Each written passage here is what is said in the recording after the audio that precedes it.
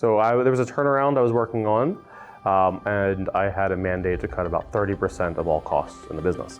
And so there was people and process that were part of that cost cutting. And so I looked at what are the systems that we have, and FullCast was one of them, actually, and we ended up cutting FullCast, which was probably not the best idea. We went to a competitor that was cheaper. Cheaper is not better, as I found. And they were kind of, I got a phone call a week after we terminated the contract from the CEO of FullCast, from Ryan, and it was one of the best conversations I've had. And I remember that because I was supposed to have jury duty that day, and I was talking to him from the courthouse. But it was insightful, because I think that every company that exists, we can make mistakes, or we can do things that maybe aren't in the best interest of a customer or of a team member or whatever. The most important thing is, what do you do afterwards? And the CEO calling someone who just hired his company and talking through the why, and talking about product roadmap changes, and talking through getting ideas from me that he then implemented. And I saw it go live later on, after I became an advisor to the company. I think the world of this company now. So, and especially looking at how the competitor performed after we brought them in. When I went to my next company, it was a no-brainer. It was the first piece of software I bought was FullCast, actually. Like all there's a great right pilot, right plane story. I think that goes to any software purchase. It needs to be the right piece of software for the right type of company, for the right operators of the software. And so another company that I then went to was an early stage startup, had extremely rapid growth, 650% growth year on year, and we were trying to keep up. And so we need to build for scale, but without unnecessary complexity.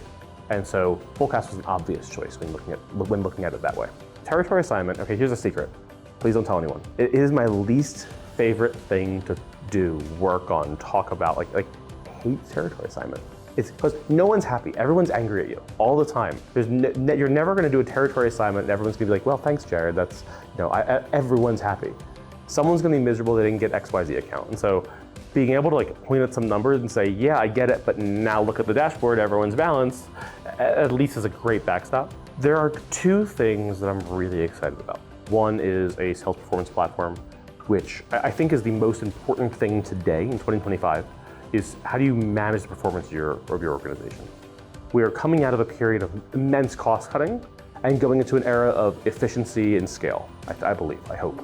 And so managing performance before it's an issue is critical to having a low-cost, high-performance sales organization. I'm excited about statistics and forecasting. When you talk to Ryan, you talk about his vision from plan to pay. Forecasting is square in the middle of that.